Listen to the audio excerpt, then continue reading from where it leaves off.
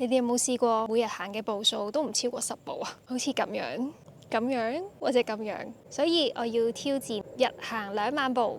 Hello， 歡迎翻到嚟我嘅 channel 啊，我係 Kristen。首先點解要做呢個 challenge 呢？第一個原因，行路係非常有趣嘅一件事嚟㗎，至少我覺得係咁啦。我覺得行路嘅時候咧，可以清空個腦袋，然之後去觀察唔同嘅路人啦，或者經過嘅唔同建築。有陣時咧，就算喺我住嘅地區入邊啦，可能住得耐，你會覺得已經好熟悉周圍嘅嘢㗎啦，但係其實如果佢靠行路，靠對腳再去探索嘅話咧，你會發現原來有啲位，有啲小街小巷咁樣係冇行過喎，完全原來呢度有間咁樣嘅嘢㗎，都會係好有趣嘅一個日常生活可以做到嘅事啦。第二個原因咧，就係因為今年年頭我去日本旅居嘅嗰1個月裏面，幾乎每一日都係行2萬步嘅，每一結束嘅時候我都會覺得好爽，係可以睇到好多你搭車唔會留意到嘅嘢。我就諗，如果係喺香港，喺呢個我 suppose 咁熟悉嘅城市，用當時嗰個半觀光半生活嘅眼光去過每一日嘅話，會係點樣嘅感覺呢？我會唔會都發掘到一啲我從來唔知道呢個城市有嘅嘢呢？嗰陣時喺日本咧，就係基本上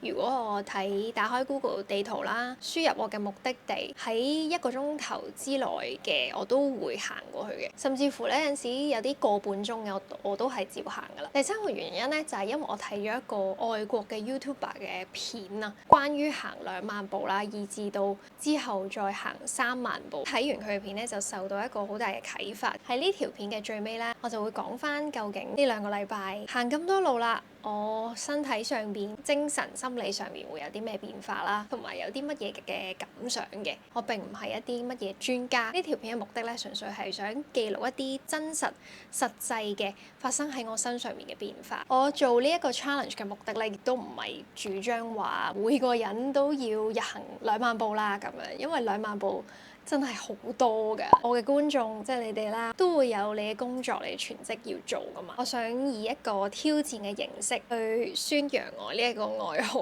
會覺得大家睇完會唔會都想可能放低眼前嘅電子設備出去行下咧，行多少少咁樣咧？好啦，今次嘅挑戰片正式開始啦！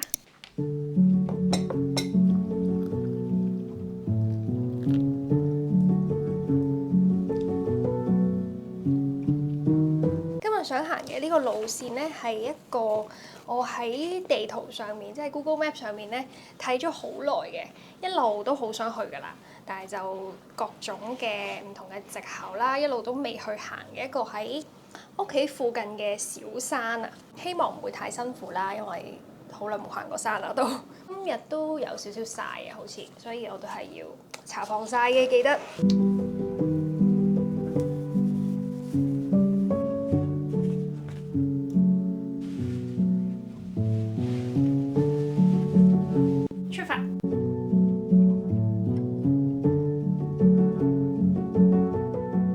行到嚟呢個山嘅入口啦，頭先咧都有少少出師不利嘅，因為啱啱開始行緊過嚟嘅時候就已經開始落雨，咁落一陣又停一陣咁樣，一路行緊嘅時候，一路睇緊附近嘅中學生咧，仲喺度跑步啊，即係喺度環繞學校啦，嗰個斜路跑步。咁我心諗我都冇理由退縮啦，同埋佢係一路出太陽一路落雨嘅，所以 OK 嘅。依家咧就開始行上去啦，未開始行咧，我已經有啲氣喘啦，係咩回事咧？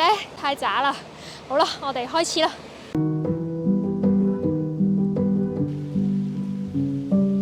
不過今日行呢個山，可能我諗頂盡都係1萬步，都問水㗎啦有少少。但我目標係2萬步啊嘛，咁就行完再睇下點先啦。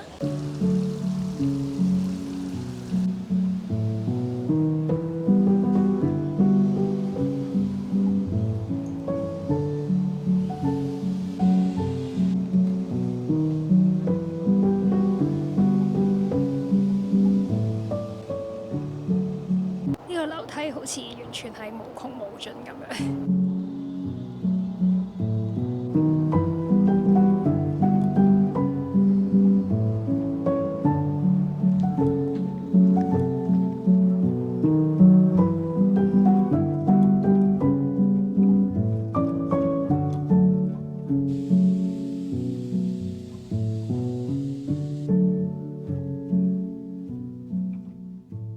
家都算係行到嚟一個少少嘅終點啦。本身其實係想行真正嘅山上面嘅，去到山頂嘅。但係因為頭先一路行嘅時候咧，發現行去山頂應該係得一條路。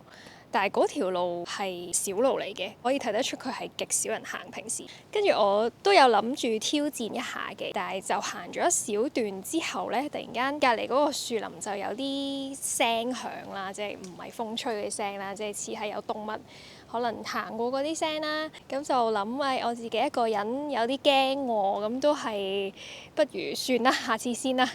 保持對呢個大自然敬畏嘅心，自己一個就唔行住啦。今次咁，所以就落翻嚟就行翻平時條大路嘅。跟住頭先呢條大路行到尾嘅時候咧，突然間又落大雨喎。大雨到咧，就算我擔咗遮，都好似冇擔嘅程度。最搞笑就係佢呢場大雨咧，落咗幾分鐘之後就停咗啦。但係我嘅下半身已經係濕晒嘅。而家睇下咧，究竟行咗呢幾公里路係行咗幾多步先？5655步咋？今日都有啲時間嘅，我返咗屋企重整一下先，再諗下再行去邊度，再達標啦。希望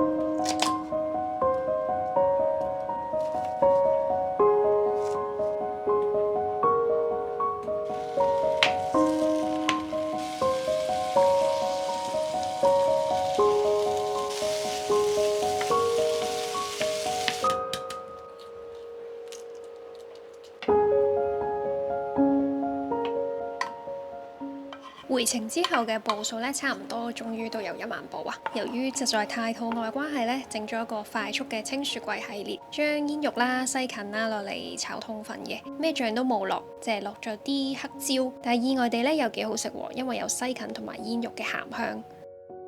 食飽飽，等到啲衫啊、鞋啊同埋書包、背囊都晾乾埋之後啦，就再次出去行路啦，仲順便拍咗啲 Patreon 嘅片，但係最終都達唔到標啊！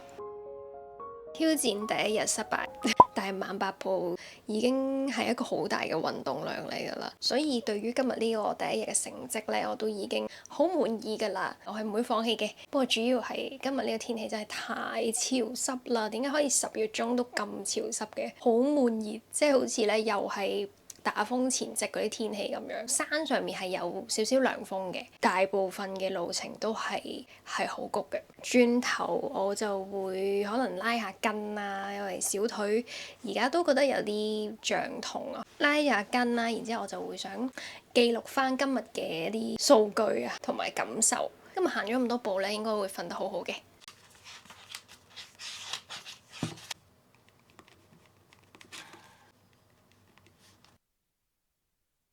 之後嘅 day 2、3、4我都係一樣行唔到2萬步。原來要行2萬步真係好困難嘅一件事嚟㗎，尤其是咧有其他嘢要做啦。喺第3日嘅時候咧，約咗一位好耐冇見嘅中學師姐出去食 lunch， 然之後咧我就順便喺荔枝角行到過去太子，去 Movie Max 嗰度報翻啲寄賣嘅貨品。以前曾經住過長沙灣，又住過太子啦，所以呢一日行咧就覺得特別有親切感。搞掂咗之後就搭巴士翻去啦。搭緊車嘅途中都把握時間拎部電腦出嚟做下嘢先，返到荃灣之後就去咗睇中醫。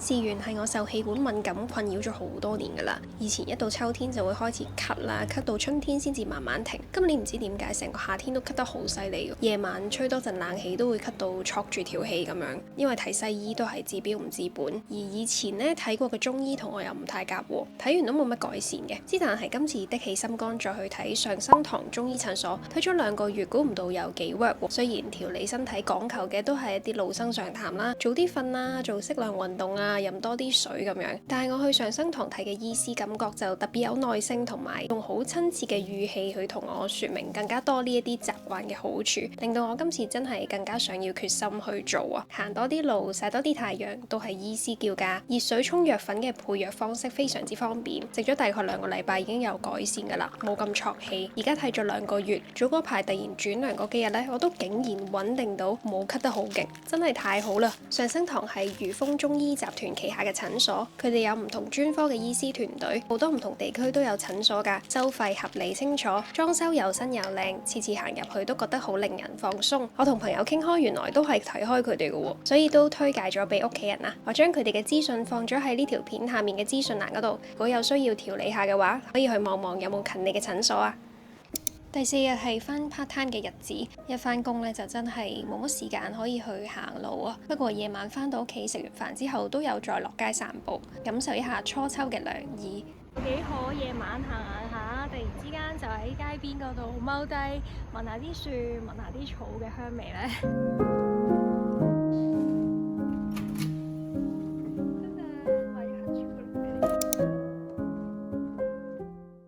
各位，今日已經第5日啦，但我仲未有一日係達到標。究竟我呢個 challenge 會唔會就咁失敗咗呢？我都唔知啊，拍住先啦。今日呢係星期5啦，咁我一陣間準備會出去要拍少少嘢嘅。就算真係達唔到標，但係我發現自己更加慢咗落嚟，咁本身可能有啲位之前會較到最後一刻先出門口啦，或者係始終都係會揀搭車，咁就冇預咁多時間。但係因為要行路嘅時候咧，就會預多咗個時間去想行多啲。喺呢一個過程裡面咧，我自己都係覺得自己嘅心情係慢咗落嚟，即係行嗰個步伐唔一定係好慢嘅，因為有陣時想即係稍稍有少少喘氣做運動嘅嗰種感覺嘅話咧，係需要行得快啲，但係內心係平靜嘅，尤其是係當我淨係集中喺行路呢件事度咯，即係我冇一路行一路玩電話，冇一路可能睇其他嘢嘅時候，突然間個思緒就會好自然去集中咗，就會有啲新嘅嘢咁樣崩咗出嚟咯。我覺得淨係呢一點都已經值回票價啦。前排其實我係有少少創作嘅瓶頸啊，係好似卡住咗，唔知下一步應該點做。但係呢幾日行多咗路，雖然未達標啦，放鬆個人嘅時候，反而係會令到嗰個思緒好似流通翻咁樣，所以就算呢個 challenge 最終都係失敗嘅話咧，呢條片可能好悶嘅話咧，但係對於我自己都係有益處嘅。而家講到呢度先，我都要差唔多出門口啦。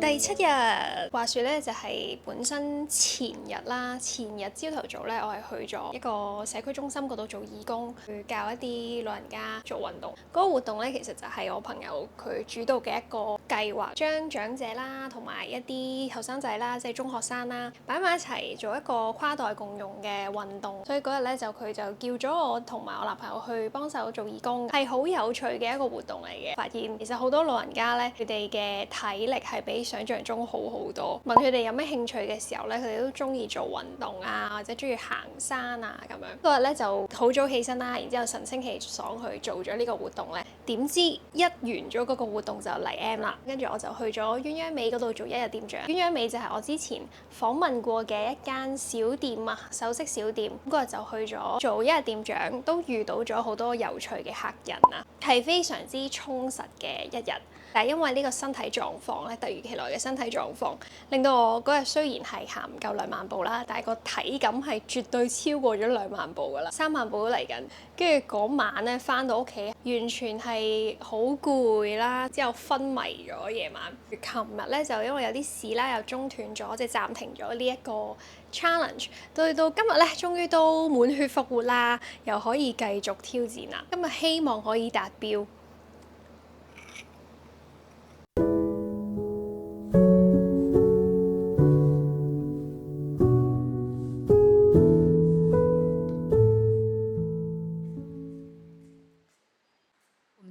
段提到爱自己的时候，好像他有一个隐含的一个假设，就是他跟爱别人对立起来了。提到爱別人的時候，似乎他就變成了一種單純的犧牲跟奉獻，你就不能愛自己了。但實際上，我覺得這兩個東西它是可以並存的。咁咧，佢講到咧，克服恐懼嘅唯一方法咧，就係認知佢，然之後親身體驗去克服佢。有時候咧，結果可能會令你好驚喜嘅，所以咧，大家千祈唔好怕失敗，就做啦。呢一日第7日，我由荃灣向深井嘅方向一路行，途中竟然俾我發現咗一個寶藏之地，喺嗰度發咗陣吽哣，行路真係個好東西啊！然後喺今日，我終於達成咗目標，行到2萬步啦！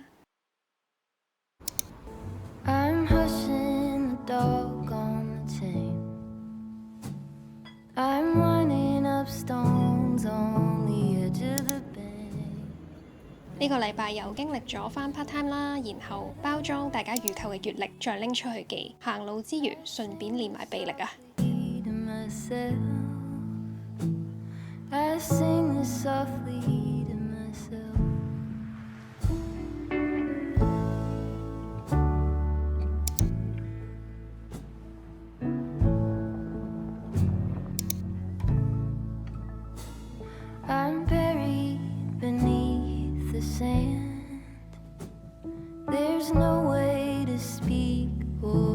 我發現自從真係達咗標行足咗2萬步之後，再去行呢已經係冇咁辛苦啦。有陣時行緊嘅時候聽 podcast 啦，或者睇書啦，啲時間係過得特別快添，即係好快就可以行到好多。不過當然啦，都係盡量揾啲冇乜人啊、公園啊嘅地方先至去聽 podcast 或者係睇書，咁就唔驚撞到人或者仆親啦。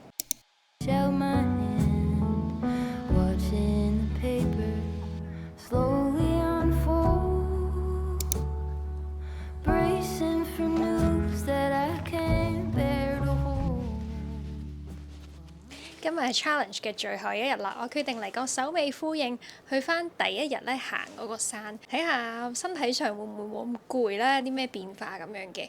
今日我背囊咧仲孭咗部 notebook，我部電腦出去，因為有啲嘢做啦，咁反正都係出開去就喺出邊做嘢啦，所以咧今日係有少少負重行山咁樣嘅。轉頭見。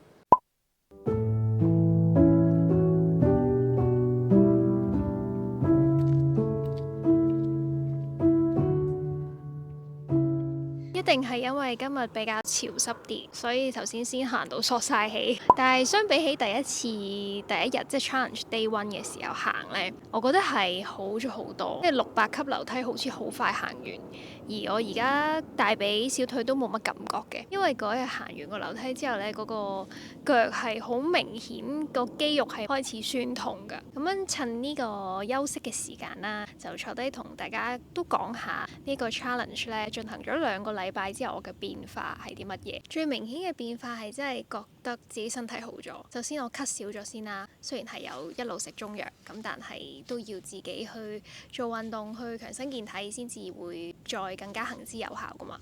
咁係真係咳少咗。另外就係夜晚好瞓咗。我其實係一個唔容易瞓得着嘅人嚟嘅。平時就算好早起身都好啦，夜晚呢都可能要半個鐘咁樣先至瞓得着嘅。但係呢一排係真係瞓得好咗，易瞓咗啦，瞓得深沉咗啦。即係就算行唔夠2萬步嗰啲日子啦，萬幾步其實都多嘅。咁個身體都會係滿足地攰啊，同埋就係覺得自己肌肉強壯咗啦。至於心理方面嘅變化，就係好明顯個頭腦係清醒咗好多。呢2個禮拜一路行路嘅時候呢，我係多咗好多嘅創作嘅 ideas 啊，做內容嘅 ideas，即係好似感覺係全身嘅血液循環，就泵咗啲血去四肢啦，又泵咗啲血去大腦啦，咁就諗到好多嘢出嚟咁樣嘅感覺。同埋我呢2個禮拜嘅行動力呢，係前所未有咁高嘅。除咗一路拍 YouTube 又拍 Patreon 之外啦，自己寫嘢嘅 project 啊嗰啲都推進得幾順利。我發現個人行多咗呢，係好似做啲咩都輕鬆啲咁樣。即係有陣時我哋拖延有啲嘢唔想做，都係因為開始嗰下好困難啊嘛。咁但係我呢兩個禮拜就係一嚟就起身出去行咗先咁，行呢個動作就好似已經表示我已經準備好 ready 好要過呢一日啦，變咗嗰一日咧可以完成到嘅嘢又會多咗咁樣。所以總括嚟講，呢個 challenge 對於我嚟講咧有好多嘅好處，無論係身體上或者係精神上面。咁但係當然都有好大嘅困難啦。其中最大嗰個困難我都係覺得返工嗰日，返 part time 嗰日咧係好難行足咁多步，或者係約咗朋友聚會嗰啲日子咧都係好難達標。我有啲小方法咧，就係譬如返 part time 嗰日啦，走嘅時候咧試過行樓梯落去嘅，公司係14樓，咁就行樓梯落去地下搭地鐵走咁樣。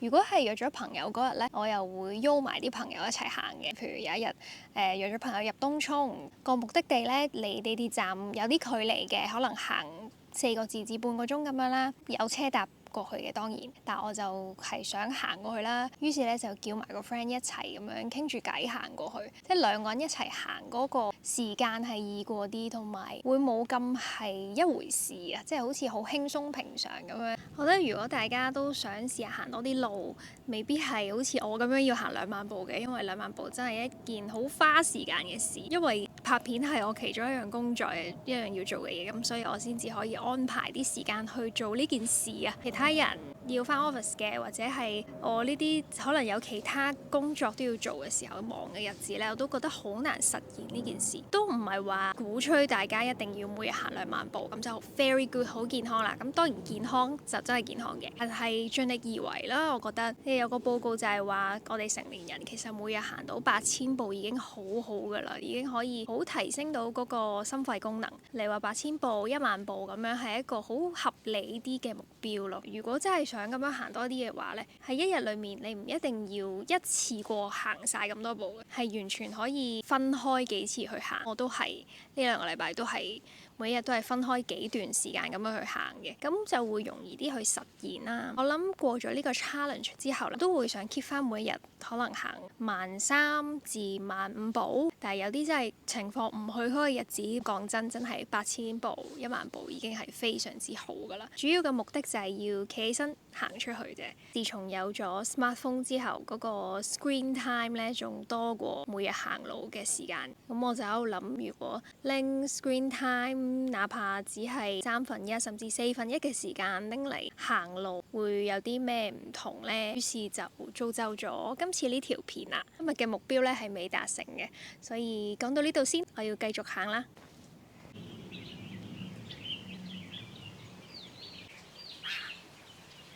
一路行緊嘅時候，聽到好多大自然嘅聲音，雀仔聲啦、樹葉聲咁，真係覺得好舒服。行行下，仲突然間見到一隻黃色嘅蝴蝶停咗喺朵花上面喎。於是乎咧，我就舉起咗我嘅相機鏡頭對住佢啦，諗住拍下佢拍翼飛走嘅嗰個 moment。點知我喺嗰度 hold 咗成幾分鐘，佢都未飛起。一停止 roll 機咧，佢就飛啦。行到差唔多完嘅時候，竟然俾我見到一位先生，佢拎住吉他，拎埋手機腳架，特登上山嚟拍片。我叫 Andrew。Andrew，係。點解你會特登上山彈吉他拍片嘅？你係有即係拍開片嘅？我不嬲都有拍片嘅，係啊。咁我係即係其實本身外國翻嚟嘅，咁我就好中意即係喺大自然嗰啲，即係尤其是山上面咧彈吉他啊。好好啊，我覺得，因為我第一次見到有人，即係香港人係真係喺山上面、大自然上面做呢樣嘢。我諗我係特別啲嘅，我係。你會唔會可以為我嘅觀眾演奏一曲啊？好啊。交俾你。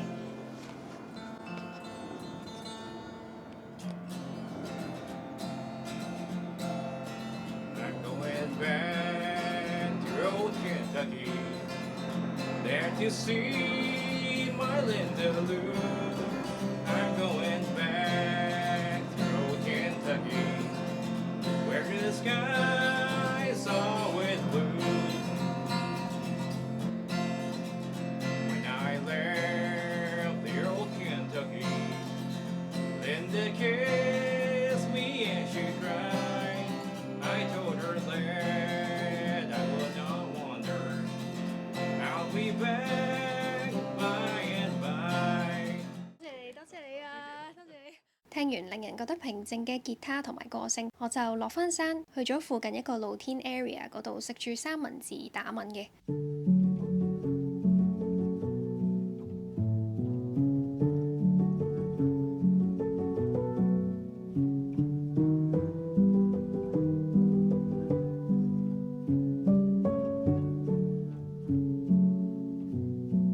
行完路，頭腦特別清晰，用咗1個鐘頭左右嘅時間就已經打好晒啦，然後就返屋企啦。係因為萬聖節定乜嘢呢？點解我覺得呢一個氹氹轉咁似南瓜造型嘅？從來都冇發現過屋企附近公園有一個咁樣嘅設施。行得多呢，就係會發現呢啲無聊嘅嘢㗎啦。今日嘅步數已經達標啦，你等我睇下先。頭先呢就係食完晚飯之後啦，落街再散步，再行埋夠數嘅。去超級市場買一啲通粉啊、意粉之類嘅嘢。呢個 challenge 嚟到尾聲呢，有驚喜喎！我冇諗過今朝上山係會撞到一個同我係同行啊創作者。我呢幾年都發現個人呢係要出多啲去行出去，先至會有啲意外驚喜嘅。咁今次呢條片呢，嚟到呢度就差唔多啦。大家當佢係 challenge 片咁睇又好啦，當佢係我嘅2星期 vlog 咁樣睇都好啦。希望大家 enjoy 中意嘅。多謝你哋成日都嚟睇我啊！亦都想多謝我 Patreon 嘅觀眾朋友們。喺呢2個禮拜嘅行路 challenge 裏面呢，我喺 Patreon 嗰邊出咗總共3條片。今個月分享嘅書啦，《Die with Zero》，跟住有一條係講點樣去揾自己想做、中意做嘅嘢，有一條呢就係講我做自由工作者之後係點樣維持自律嘅。我都覺得自己呢2個禮拜非常之有生產力，係行路嘅成果啊！喺 Patreon 嗰度呢，除咗一啲額外嘅內容之外呢，可能有啲咩新嘅活動都會喺嗰邊優先公佈嘅，例如呢12月嚟緊呢。12月13號啊，我係會搞呢個第1屆嘅 Kristen Tree 讀書會兼見面會㗎。依家咧就喺 Patreon 嗰度公開接受報名，名額非常之有限。如果大家有興趣喺嗰個週末咧同我見下面啦，或者同其他朋友仔見下面交流下，或者想有個零鐘頭安靜落嚟聽我哋講下書嘅話咧，就可以去睇下詳情嘅。咁好啦，呢排天氣都涼咗唔少啊，希望大家可以保重身體 ，take care，我哋下次好快再見，拜拜。